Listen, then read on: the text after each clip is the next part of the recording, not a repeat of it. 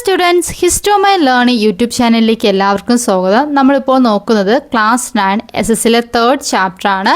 കഴിഞ്ഞ ക്ലാസ് വരെ നോക്കിയത് പ്രയാഗ പ്രശസ്തി എന്ന ടോപ്പിക്ക് വരെയാണ്. ആ വീഡിയോയുടെ ലിങ്ക് ഞാൻ ഡിസ്ക്രിപ്ഷനിൽ കൊടുത്തിട്ടുണ്ട്.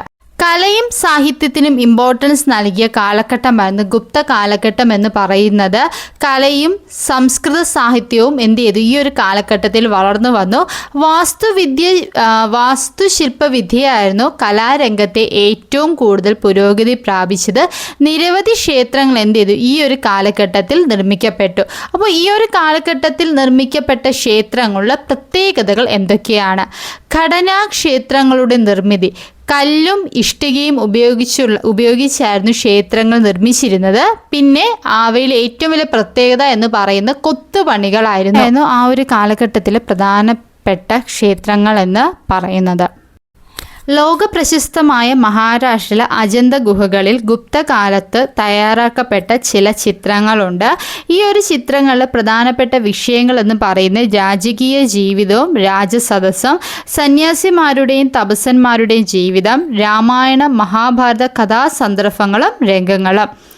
നൂറ്റാണ്ടുകൾ കഴിഞ്ഞിട്ടും ഇപ്പോഴും മനോഹരമായി നിലനിൽക്കുന്ന ഈ ചിത്രങ്ങൾ തയ്യാറാക്കാൻ പ്രധാനമായും പ്രകൃതിദത്തമായ നിറങ്ങളാണ്, വെജിറ്റബിൾ കളേഴ്സാണ് എന്ത് ചെയ്തിട്ടുള്ളത്, ഉപയോഗിച്ചിട്ടുള്ളത്. ഗുപ്ത ഭരണകാലത്ത് സംസ്കൃത സാഹിത്യത്തിന് രാജകീയമായിട്ടുള്ള പ്രോത്സാഹനം ലഭിച്ചു. സംസ്കൃതം ഭരണഭാഷയായിരുന്നു ഈ ഒരു കാലഘട്ടത്തിൽ. പാലി പോലെ ജനകീയ ഭാഷ ഉപയോഗിച്ചിരുന്ന ബുദ്ധമതക്കാർ പോലും സംസ്കൃതത്തിൽ എന്ത് ചെയ്തു, രചനകൾ നടത്തി.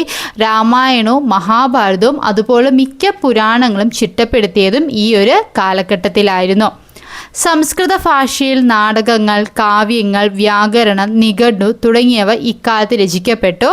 അവയിൽ പ്രധാനപ്പെട്ടവയാണ് ഈ ഒരു ബോക്സിൽ കൊടുത്തിട്ടുള്ളത്. ഗ്രന്ഥനാമം അഭിജ്ഞാന ശാകുന്തളം, ഗ്രന്ഥകർത്താവ് കാളിദാസൻ, സാഹിത്യ വിഭാഗം നാടകം. അടുത്തത് കുമാരസംഭവം, ഗ്രന്ഥകർത്താവ് കാളിദാസൻ, സാഹിത്യ വിഭാഗം കാവ്യം. മൃച്ഛകടികം, ഗ്രന്ഥകർത്താവ് ശൂദ്രകൻ, സാഹിത്യ വിഭാഗം നാടകം. സ്വപ്നവാസവദത്തം, ഭാസൻ, നാടകം. തൃക്കാടി ഭർത്തഹരി, വ്യാകരണം. അമരകോശം, അമരസിംഹൻ, നിഘണ്ടു. നാടകങ്ങൾ ലോകപ്രസിദ്ധമാണെങ്കിലും അവ അവതരിപ്പിക്കുമ്പോൾ ഉന്നത പുരുഷ കഥാപാത്രങ്ങൾ മാത്രമേ സംസ്കൃത ഭാഷ സംസാരിച്ചിരുന്നുള്ളൂ.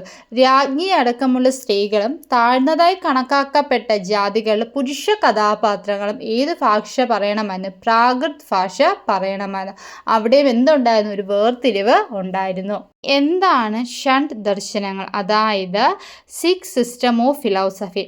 പണ്ടത്തെ കാലത്ത് ഇന്ത്യൻ തത്വചിന്തയ്ക്ക് അടിത്തറയിട്ട പ്രധാന ആശയങ്ങളെയാണ് എന്തെന്ന് പറയുന്നത്, 6 സിസ്റ്റം ഓഫ് ഫിലോസഫി എന്ന് പറയുന്നത്. പലതരത്തിലുള്ള ചർച്ചകളിലൂടെയും സംവാദങ്ങളിലൂടെയുമാണ് എന്ത് ചെയ്ത് ഈ ഒരു ആശയങ്ങൾ ഉയർന്ന് വന്നത്. 6 ദർശനങ്ങളും അവയുടെ പ്രസ്താവകരുമാണ് ഈ ഒരു ബോക്സിൽ കൊടുത്തിട്ടുള്ളത്. ഗുപ്ത കാലഘട്ടങ്ങളിൽ ശാസ്ത്ര ഗ്രന്ഥങ്ങളും രചിക്കപ്പെട്ടിരുന്നു. ഇവ പ്രധാനമായും ജ്യോതിശാസ്ത്രം, ഗണിതം, വൈദ്യശാസ്ത്രം എന്നീ മേഖലകളായിരുന്നു. വരാഹമിഹിരൻ്റെ ബൃഹത് സംഹിതയും ആര്യഭട്ടൻ്റെ ആര്യഭട്ടീയവും അമരസിംഹൻ്റെ അമരകോശവും ഇക്കാലത്ത് രചിക്കപ്പെട്ട പ്രധാനപ്പെട്ട ശാസ്ത്ര ഗ്രന്ഥങ്ങളാണ്. നിങ്ങൾക്ക് വീഡിയോ ഇഷ്ടപ്പെട്ടെങ്കിൽ വീഡിയോ ഉറപ്പായിട്ടും ലൈക്കും ഷെയറും. ഇങ്ങനത്തെ വീഡിയോകൾക്കായി ചാനൽ സബ്സ്ക്രൈബ് ചെയ്യുക.